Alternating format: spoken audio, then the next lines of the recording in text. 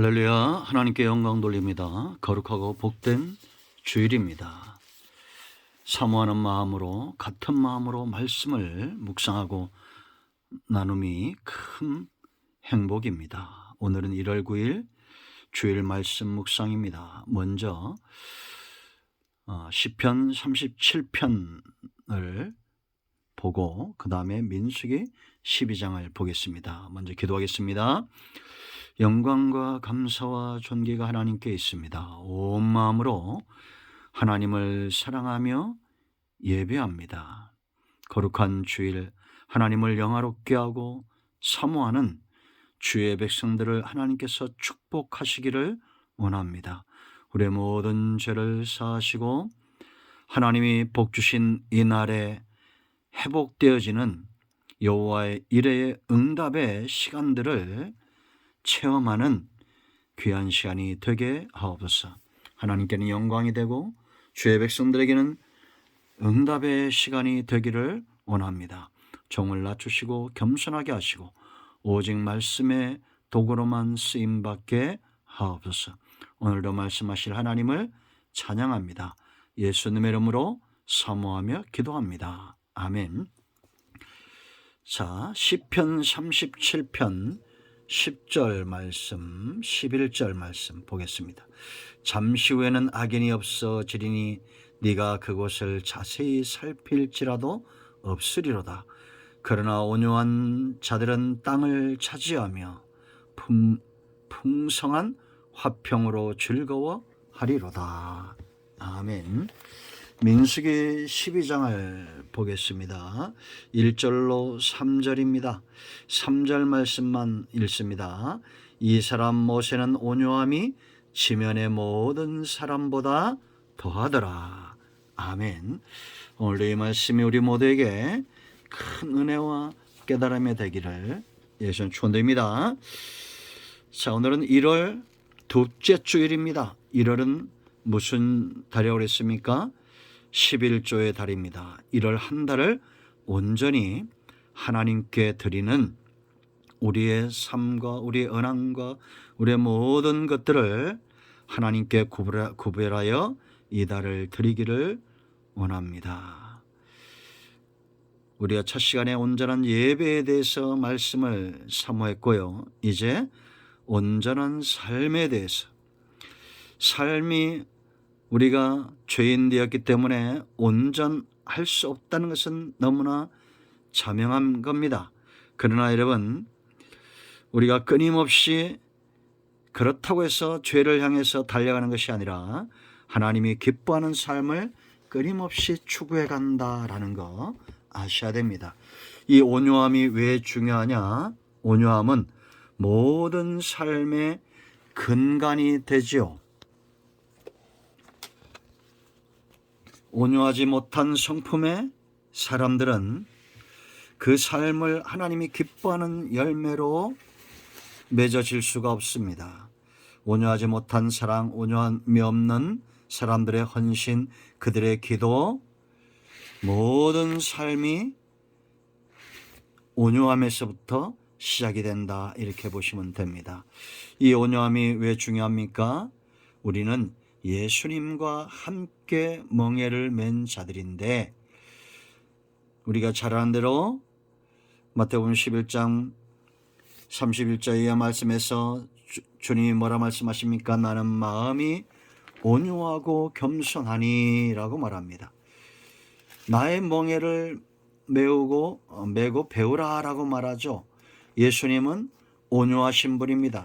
우리가 주님과 마치 어미 소에 함께 매어 있는 송아지처럼 그렇게 주님과 동행한다면 주님을 닮아가게 되어 있습니다.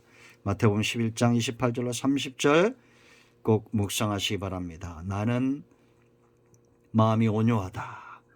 내 멍에는 쉽고 내 짐은 가볍다라고 말합니다. 주님과 동행하는 사람들은 주님을 닮아가게 되어 있다라는 겁니다. 여기 온유하다는 것은 아나우, 핍박을 받음, 가난함, 낮고 비천함을 뜻하는 말입니다. 이런 사람은 악함이 없어서 사람들에게 핍박을 받을 수 있습니다. 그럼에도 참는 것입니다. 이런 사람은 부하고 능력이 있으나 그 중심은 늘 욕심이 없는 가난한 사람입니다. 가난한 사람들이 기업을 회복하죠. 실제적으로는 부유한 인생이지만 심령이 가난한 사람들, 하나님 나라를 유업을 얻는 자들입니다.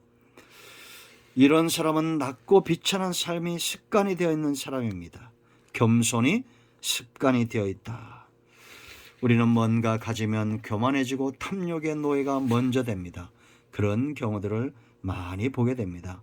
여러분, 그러므로 주님과 더불어 닮아가고 있는 그런 모습을 세상이 볼 수 있도록 그렇게 우리는 온유함을 가져야 됩니다. 주님을 닮아가야 됩니다.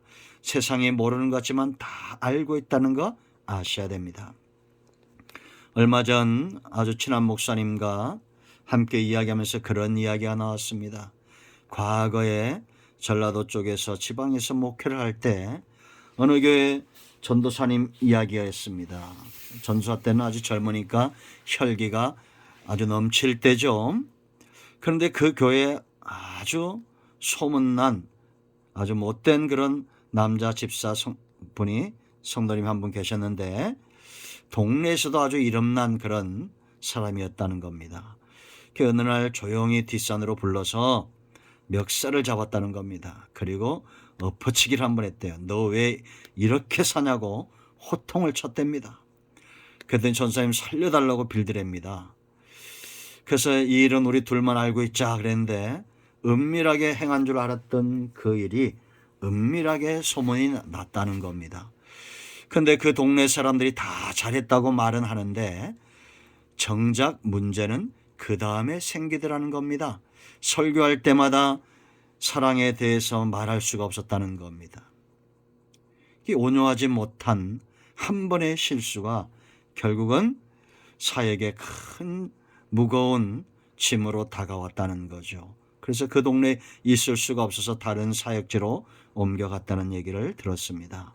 여러분, 성도는 온유함입니다. 이 온유함에는 가치가 있습니다.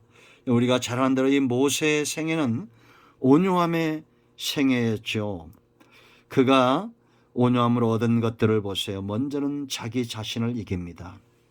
여러분, 아마 여러분들도 알겠지만 저도 체험한 것은 이 땅에서 가장 무섭고 강력한 적은 사탄도 아니고 바로 나 자신이라는 겁니다. 민수기 11장부터 여러분들이 묵상해 보세요. 이스라엘이 광야에서 행진하는 중에 탐욕에 사로잡힌 자들로 인하여 정체가 되고 문제가 됩니다.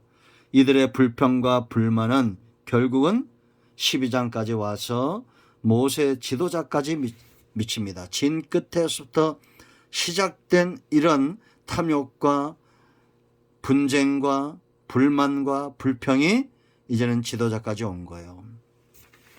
그들 앞에 여전히 하나님의 구름 기둥과 불 기둥이 있었고 하나님의 편팔과 강한 손이 그들 중앙에 임재하고 있었으며 아침마다 하늘에서는 여전히 변함없이 만나가 내렸고 모세와 같은 지금 여러분 모세와 같은 지도자가 어디 있습니까? 그런데 그런 지도자가 그들 중에 있었고 아침과 저녁으로 무엇보다 그들을 죄인된 그들을 위하여 대신 죽는 제물들의 비명과 피 타는 피냄새와 타는 열기와 냄새가 온 진안에 가득했습니다.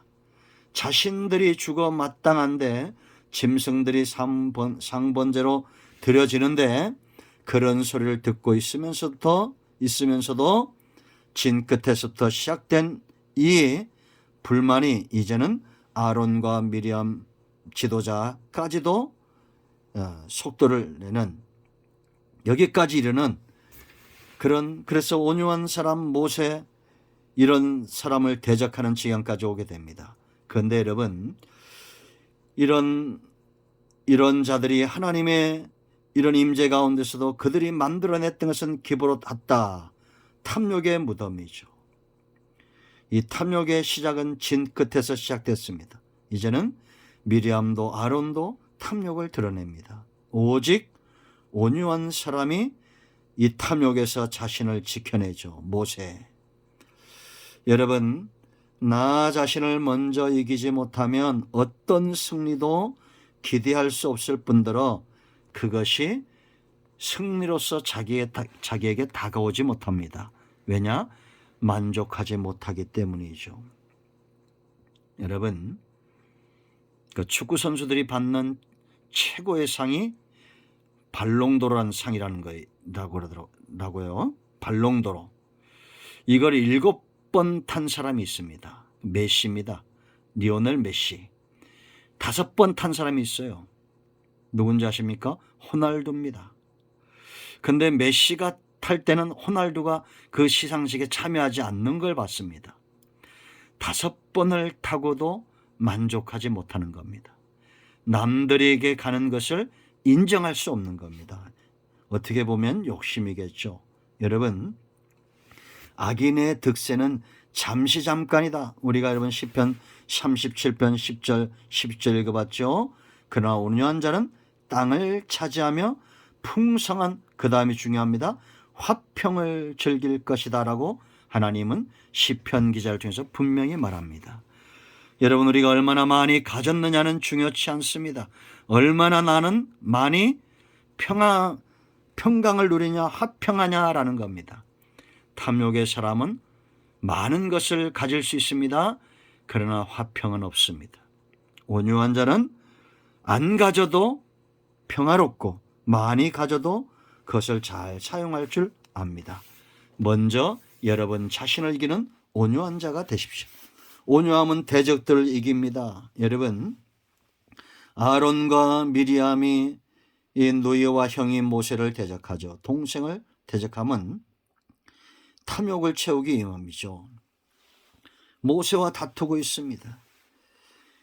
기도는 미디안과의 전쟁에서 승리합니다. 그런데 시비를 걸어오는 에브라임 지파가 있었습니다. 이 에브라임 지파는 전쟁에 능한 자들이었습니다.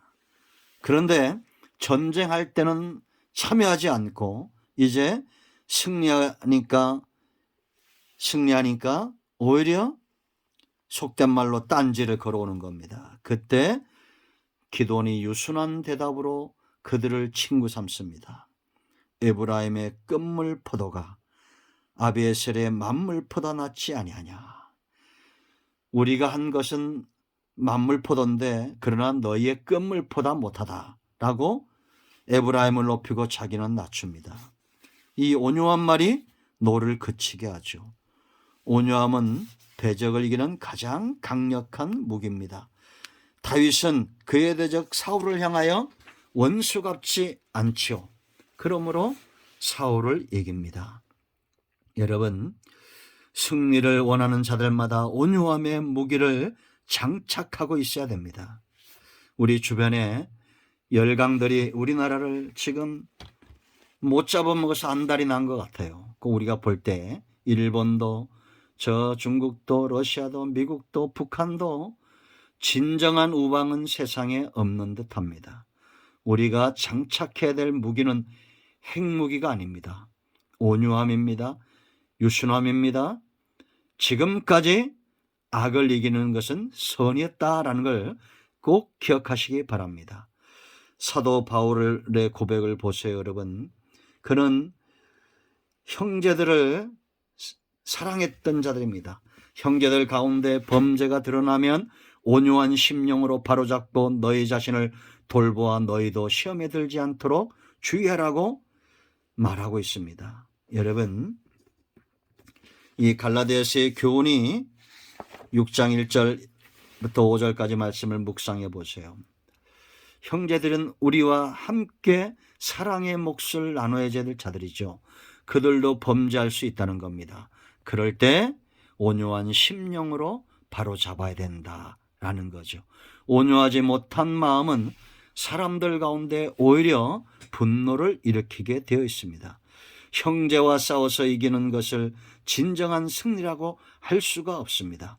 형제가 먼저 연합하는 그런 교회는 악한 영을 대적할 수 있습니다. 그러나 여러분, 형제가 연합하지 못하면 악한 영을 우리가 대적할 수 없겠죠. 우리 가운데에서는 악한 영들과 싸워 이기기 위하여 우리는 기꺼이 온유한 자가 되어야 될 줄로 믿습니다. 그러므로 여러분, 우리의 대적은 사람이 아닌 형제들 가운데 역사는 악한 영이다라는 거, 모세는 분명히 이것을 잘 알고 있었기 때문에 미리암과 아론과 다투지 아니하고 하나님께 나아가 기도하고 있다라는 겁니다.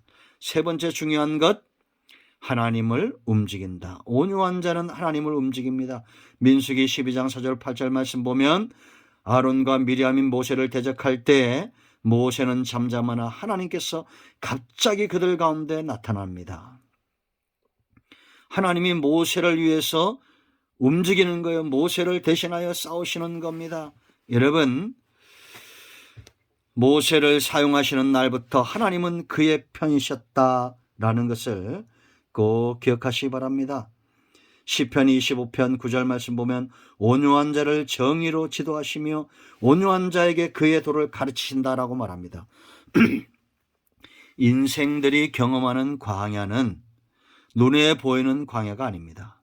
보지 못하는 것이 광야예요. 환경적, 눈에 보이는 환경적 광야가 정말 고난과 고통을 주는 그런 광야가 아니라 눈먼 소경으로 사는 것입니다. 그런데 이 광야에 길을 보는 자들이 있습니다. 바로 온유한 자들입니다. 하나님이 그들을 지도하고 하나님이 그들에게 도를 가르치고 그들을 광야 같은 세상에서 이끌어 가신다라는 겁니다. 모세에게 하나님이 그렇게 행하셨습니다. 하나님은 모세를 광야에서 이끌고 그에게 길을 보이시고 온 이스라엘을 이끌어 가게 하셨다라는 거죠. 모세가 온유하지 못했다면 이스라엘을 광야에서 더 헤매게 했을 거예요. 왜냐? 하나님이 그에게 보여주지 않았기 때문이겠죠. 네 번째, 온유한 자는 기업을 차지합니다. 우리가 아까 읽었던 시편 37편 11절, 마태복음 5장 5절 말씀 보세요, 여러분. 온유한 자는 복이 있나니 땅을 기업으로 받는다라고 그랬습니다. 이미 주어진다는 겁니다. 여러분, 모세가 가나안 땅에 들어가지 못하죠. 민수기 20장 12절에서 그가 분노합니다. 이 분노함은 하나님의 뜻을 이룰 수가 없어요. 이스라엘이 원망하고 불평할 때 우리가 이해는 할 수 있어요.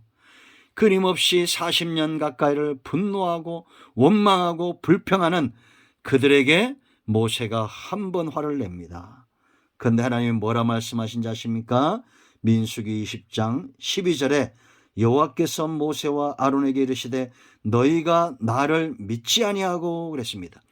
온유하게 행동하지 않고 분노한 것은 너희의 불신이다. 믿지 아니합니다.